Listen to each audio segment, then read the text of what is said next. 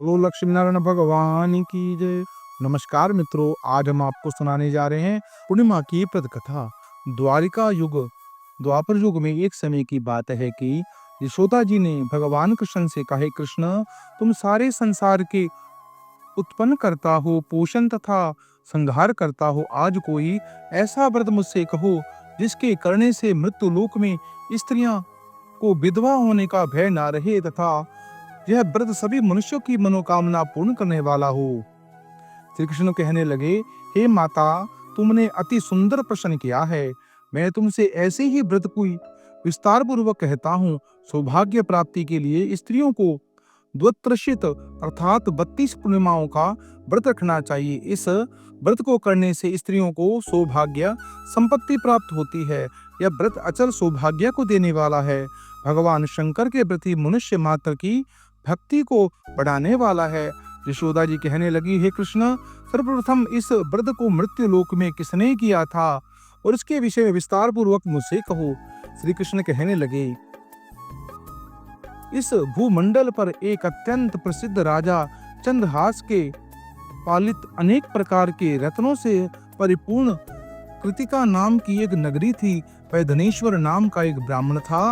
उसकी स्त्री अति सुंदर, सुशील, रूपवती थी। दोनों ही उस नगरी में बड़े प्रेम के साथ रहते थे। घर में धन धान्य आदि की कोई कमी नहीं थी। उनको एक बड़ा दुख था कि उनके कोई संतान नहीं थी, जिस वजह से वे बहुत ही दुखी रहते थे। एक दिन एक बड़ा तपस्वी योगी उस नगरी में आया। वह योगी बाकी सभी घरों से भिक्षा मांगकर भोजन किया करता था, लेकिन उस ब्राह्मण के घर से भिक्षा मांगा नहीं करता था। एक दिन योगी गंगा के किनारे भिक्षा मांग प्रेम पूर्वक खा रहा था कि धनेश्वर ने योगी से यह सब बातें कही। सब कार्य किसी प्रकार से देखकर लिया। आपने भिक्षा का अनादर से दुखी होकर धनेश्वर योगी से बोले, सभी घरों से भिक्षा लेते हो परंतु मेरे घर की भिक्षा कभी नहीं लेते, इसका क्या कारण है? योगी कहने लगे, आपके धर्म हमें इस बात की आज्ञा नहीं देते, क्योंकि अभी आप गृहस्थ जीवन में एक सुख से वंचित हैं। जिनके घर संतान होने पर उनके घर से भिक्षा स्वीकार कर लूंगा। उन्होंने कहा, जिसे संतान नहीं उसके घर से भिक्षा लेने से मेरे भी पतित हो जाने का भय है।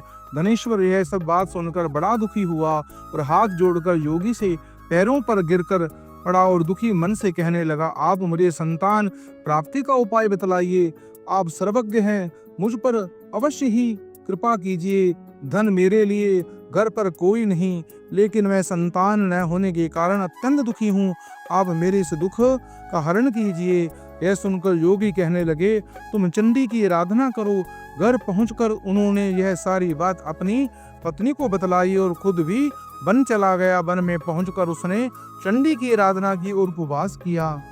चंडी ने 16 दिन उसके सपनों में दर्शन दिया और कहा कि हे धनेश्वर, क्या तेरे पुत्र होगा, लेकिन उसकी आयु सिर्फ 16 वर्ष की होगी। 16 वर्ष की आयु में ही उसकी मृत्यु हो जाएगी। अगर तुम दोनों स्त्री पुरुष 32 पूर्णिमाओं को व्रत करोगे तो यह दीर्घायु हो जाएगा। जितनी तुम्हारी सामर्थ्य हो उतने ही आंचे दिए जलाकर शिवजी की आराधना करो और पूर्णमासी पर 32 होनी चाहिए। सुबह होते ही तुम्हें इस स्थान के पास एक आम का पेड़ दिखाई देगा। उस पर चढ़कर एक फल तोड़कर अपने घर चले जाना। अपनी स्त्री को इस बारे बताना। सुबह स्नान होने के बाद वह स्वच्छ होकर शंकर जी का ध्यान कर कर उस फल को खा ले, तब शंकर भगवान की कृपा से उसके गर्भ हो जाएगा। जब ब्राह्मण सुबह उठा तो उसे उस स्थान पर आम का पेड़ दिखाई दिया। वह उससे फल तोड़ने के लिए चढ़ा पर पेड़ पर चढ़ नहीं पा रहा था। यह देख उसे बड़ी चिंता हुई। उसने भगवान गणेश जी की उपासना की और कहा, हे दयानिधे, आपने भक्तों के विघ्नों का नाश करने वाले, उनके मंगल कार्य करने को, दुष्ट का नाश करने वाले, रिद्धि सिद्धि को देने वाले, आप मुझे फल प्रदान करें, मैं आपकी मनोकामना पूरी कर सकूं। इसके बाद वह पेड़ फल तोड़ने के लिए अपनी पत्नी के पास पहुंचा। उसकी पत्नी ने अपने पति के कहे अनुसार उस फल को खा लिया और वह गर्भवती हो गई।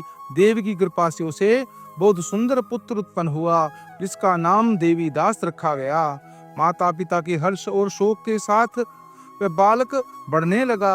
भगवान की कृपा से बालक बहुत ही सुंदर था, सुशील और पढ़ाई लिखाई में भी बहुत ही निपुण था। दुर्गा जी की कथा के अनुसार उसकी माता ने 32 पूर्णिमा का व्रत रखा। जैसे ही 16वां वर्ष लगा तो पति पत्नी बहुत दुखी हुए, कहीं उनके पुत्र की मृत्यु ना हो जाए। उन्होंने सोचा कि अगर उसके सामने ये सब हो जाएगा तो वह फल कैसा होगा। तभी उन्होंने देवीदास के मामा को बुलाया और 1 वर्ष के लिए देवीदास को काशी में पढ़ने के लिए भेज दिया। 1 वर्ष के बाद उसने वापस लेकर आ जाना। देवीदास अपने माता के साथ एक घोड़े पर सवार होकर चल दिया। उसके मामा को बहुत ही यह बात पता नहीं थी। वह दोनों पति पत्नी 32 पूर्णिमा का व्रत पूरा किया। दूसरी ओर मामा और भांजा दोनों रात गुजारने के लिए रास्ते में एक गांव में रुके। उस दिन उस गांव में ब्राह्मण की कन्या का विवाह होने वाला था। जिस धर्मशाला में वर और बारात बाकी लोग रुके हुए थे, उसी धर्मशाला में देवीदास और उसका मामा ठहर गए। उधर कन्या को तेल आदि चढ़ने के बाद लगन का समय जब आया तो वर की तबीयत खराब हो गई। वर के पिता ने अपने परिवार वालों से विचार विमर्श करके कहा कि देवीदास मेरे पुत्र जैसा ही है, इसके लिए साथ लगन कर दो और बाद में बाकी सारी बातें मेरे बेटे के साथ पूरी हो जाएंगी। ऐसा कहने के बाद वर के पिता देवीदास को मांगने के लिए उसके मामा के पास गए और उन्होंने सारी बात बताई। मामा ने कहा, कन्यादान में जो कुछ भी मिलेगा वह हमें दे दिया जाए। वर के पिता ने इस बात को स्वीकार कर ली। उसके बाद देवीदास का विवाह कन्या के साथ संपन्न हो गया। उसके बाद अपनी पत्नी के साथ भोजन कर सका। मन में विचार करने लगा, न जाने यह किसकी पत्नी होगी। यह सोचकर उसकी आंखों में आंसू आ गए। तब वधू ने पूछा, क्या बात है, आप उदास क्यों हैं? तो उसने सारी बात पत्नी को बता दी। तब कन्या कहने लगी, यह ब्रह्म विवाद के विपरीत है। आप मेरे पति हैं, मैं आपकी पत्नी रहूंगी, जिसे अन्य को कभी नहीं। तब देवीदास ने ऐसा कहा, मत कीजिए, क्योंकि मेरी आयु बहुत कम है। मेरे आपका क्या होगा? लेकिन अपनी पत्नी नहीं और बोली, स्वामी आप भोजन कीजिए। दोनों रात में सोने के लिए चले गए। सुबह देवीदास ने पत्नी को 4 नगों से जुड़ी हुई एक अंगूठी दी, एक रुमाल दिया और बोला कि हे प्रिय, इसे लो, संकेत समझकर स्थिर चित हो जाओ। मेरे मरण और जीवन जानने के लिए एक पुष्प वाटिका बना लो और उसमें सुगंध वाली एक नव मालिका लगा लो। उसको प्रतिदिन जल से सींचा करो और आनंद के साथ खेलो कूदो। जिस दिन मेरा प्राणांत होगा उस दिन यह फूल सूख जाएगा। जब फिर से हरे हो जाए तो जान लेना कि मैं जीवित हूँ। यह समझाकर वहां से चला गया। उसके बाद जब वर और बाकी बाराती मंडप आए तो कन्या ने उसे देखकर कहा, ये मेरा पति नहीं, मेरे पति वहां है जिनके साथ मैं रात विवाद हुआ, उसके साथ मेरा विवाह नहीं हुआ। अगर यह वही है तो यह बताइए कि मैंने आपके लिए क्या दिया था। 7 कन्यादान के समय आभूषण मिले थे, उन्हें दिखाए। कन्या की ये सारी बातें सुनकर वह कहने लगे कि ये सब नहीं जानते। उसके बाद सारी बारात भी अपमानित होकर लौट गई। भगवान कृष्ण बोले, माता, इस प्रकार देवीदास काशी चला गया। कुछ समय बाद जब बीत गया तो एक सर्प ने उसको डस लिया वहां, लेकिन जब वह काट नहीं पाया तो क्योंकि उसकी माता ने पहले ही 32 पूर्णिमा का व्रत रखा था। उसके बाद खुद काल भी वहां पहुंचा। भगवान की कृपा से वह माता पार्वती और भगवान गणेश आ गए। देवीदास को मूर्छित दशा में देखकर माता पार्वती ने भगवान शिव से कहा, हे महाराज, हे भोलेनाथ, इस बालक की माता ने पहले ही 32 पूर्णिमा के व्रत कर दिए हैं, आप इसे प्राण दान दें। भगवान शिव ने माता पार्वती के कहने पर उसे प्राण दान दिया। उधर उनकी पत्नी और काल की प्रतीक्षा कर रही थी। उसकी पत्नी ने आकर देखा कि पुष्प और पत्र दोनों हैं। उसको बहुत ही आश्चर्य हुआ।